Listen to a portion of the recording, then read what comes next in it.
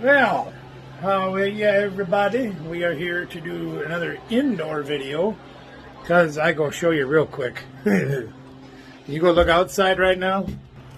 Let's see if I can show you. Yeah, it's not pretty out there right now. It's snowing. It's raining. It's doing crazy things. So, on to why we're here today. We're doing a real quick video that talks about not so much about what you're cooking, but what you can find. Now, one of our local grocery stores does do a lot of preparation meals, or foods are prepped ahead of time. And as you can see, we've got several of them here. These are skinless, boneless chicken breasts that actually have stuffing inside of them already, all ready to go for you. You know, you've got Cajun, Louisiana-style boneless pork chops, and we've got boneless, skinless chicken breast done with lemon and pepper. Now, nothing real fancy, but relatively easy to do. So let's say you're one of the folks that says, hey man, listen here, barbecue guy, I like what you do, but I ain't got the time to wait 4 hours for my chicken breast to marinate. I don't have the time to do all these seasonings and do all the things you do. And I get it. I don't have the time to do it half the days we do it. But in any event, we've got things here that our local grocery store does, and I'm sure many of you have a local grocery store that does something like that too, where they do all sorts of preparations and things, excuse my bad camera angle, that they have this stuff done ahead of time. So literally what we're going to do is this.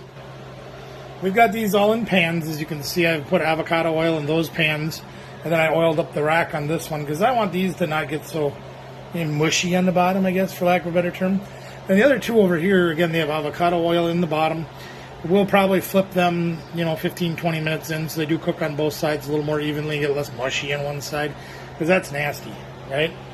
We're going to give them a couple of flips, maybe, whatever it takes. It's like pan frying them just in the oven, so you don't have to tend to them as much. They aren't completely defrosted. As you guys know, we like to buy a lot of these meats and things. When they're on sale, we freeze them. I put them in the refrigerator yesterday, and then took them out about 2 hours ago. Still a little bit of frost on the bottom, but that's okay. Got the old oven at 350 degrees. We're going to put them in. I don't know how long they're going to take to cook. We've got our meat thermometer here to test them. So we'll kind of show you what it looks like as they go along. So stay tuned. A little something we forgot to show at the beginning here is a side dish. Now again, relatively simple. These are the bite-sized honey gold potatoes.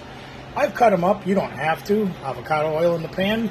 Your favorite seasonings. We've used salt, pepper, garlic, parsley, or oregano, and basil. But you use the things that you like, even just salt and pepper, even if you just do them plain. They'd be just fine. We cut them into bite-sized pieces so they'll cook a little faster, a little more evenly. We're going to throw them in as well. Check on the meat here quick. Show you what it looks like. There we go. We got the potatoes in the oven there next to the chicken on the bottom. As you can see, things are already starting to cook nicely. So we should be in pretty good shape. We're going to wait a little while, flip over to ones that are in the flat pans, give our potatoes a stir in about 15 minutes, see how it goes. Well, I kind of lost track of time a little bit, and frankly it's because I just don't care. These things will be done when they're done. I'm not particularly putting them on a stopwatch to make sure that 45 minutes, you got to be done. Anyway, you can see our chicken's starting to cook nicely. We're going to flip that over. I don't think I'm going to flip these, and I was going to originally, but as you can see, the way they're cooking, the stuffing's more on the top. I don't really want that on the bottom per se, because then all the stuff will fall out. That's no good. There's our pork chops. They're cooking along nicely. A lot of liquid coming up in that pan there. See that? So we're literally just going to flip them over. I'll show you what they look like. We'll put them back in. There we go. All nice and flipped over. You can see they're actually starting to take on some color now. One weird thing I found about this pan, even as old as that pan and as many times it's been in and out of the oven, something about the way we're using it tonight has decided to make it warp. So it's twisting. So be it. I am a little concerned about these guys. They do tend to look like they're starting to dry out a little bit. They are. So we're going to try something a little different to help them out. And of course, the pork chops are coming along nicely. I'm going to show you what I'm going to do to give these chicken breasts a little bit of help. And I do apologize for having to continue to shut the camera off every time I do things, but I'm rather clumsy with two hands, let alone with one. Now, chicken breasts, skinless, boneless, do not have a lot of fat content, so the moisture content's a little hard to control. That's why a lot of people make dry chicken when they cook it on the grill. So what we've done is we've just added about 1/8 of an inch of water to the bottom of that pan. Now, what juices are in there will drip down and help to moisturize that. The water's just there as an assistant. If you have pork chops like that where you have lots of fluids, you can see they got all kinds of helpers in there. And the chicken over here is relatively the same because they're laying in the pan. Those guys up on the rack, just a little different. You know what? In fact, I think I'm going to take them off the rack. Stand by. Okay, so putting the water in probably wasn't the best idea. Now that I put them in the bottom of the pan, so be it. You know, it's not going to hurt anything. They might come out a little bit soggy just on the bottom. I don't think it's going to bother them at all, but you can see they are starting to cook, but they are pretty pink down here. All right, back in the oven they go. We're going to give the potatoes a little mix too as we go along, but I ain't going to show you that. So, as you can pretty well predict, some of the meats got done a little faster than the others. These stuffed chicken breasts are going to take a little longer. They're about 145 degrees right now. They're cooking along nicely, though. And you can take a look at some of this. This is the chicken and the Cajun pork chops, lemon pepper chicken. So, I tested them. They're about 170 degrees internal temperature, which is perfectly fine for me. So, we'll cut a few pieces open and show you what they look like. There you go. Take a look at that. The dog's just having a fit down here. You can smell all this. You can see that chicken's cooked very thoroughly. You can see there's still a lot of moisture coming out on the cutting board down there. Over here on the pork chop as well. So they maybe don't have the grill marks like they'd have if we smoked them outside or cooked them on the grill. They may not have that barbecue flavor. But you know what else they don't have? They don't have a blizzard for me to stand in to cook them. I'm telling you, it's not pretty out there tonight. And we still got to eat. So we did this. We're going to show you the rest of it as soon as it comes out. It looks like it's probably going to be another 10 minutes, maybe 15 minutes with the potatoes. We'll see, but we will show you. So I had a little trouble waiting, because we still got food coming up. But I did cut me some samples. This is the Louisiana Cajun boneless pork chop.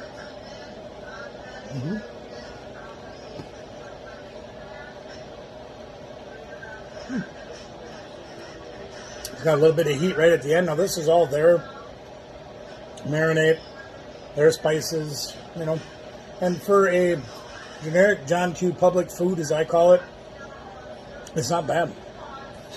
Lemon pepper chicken. Let's see if we made it right. Wow, that's really good. Now again, I know a lot of people get a little nervous about cooking boneless, skinless chicken breasts, but I can assure you, where's my camera? There. That is not dried out. Check a look at that, man. Yeah, that's actually very good chicken. Me personally, I'd like a little more lemon, a little more pepper, but I am perfectly fine. I eat that all day long, no doubt. Cajun. Yeah, it's good food. So what I'm doing tonight, then, what I'm going to do, this is something you can do maybe if you're cooking a lot of food ahead of time for a smaller family. Like, there's just 3 of us here. Obviously, I'm making way more food than 3 people need over the next meal. But when I put it or get it done, take it out of the pans and whatnot, I put it right in the refrigerator containers. Tupperware, if you will. Even if you won't, still what it is. Anyway, we got them set up in there, and what we'll do now is I got them on top of the stove. There's still heat coming from the oven because the other 2 dishes are still cooking.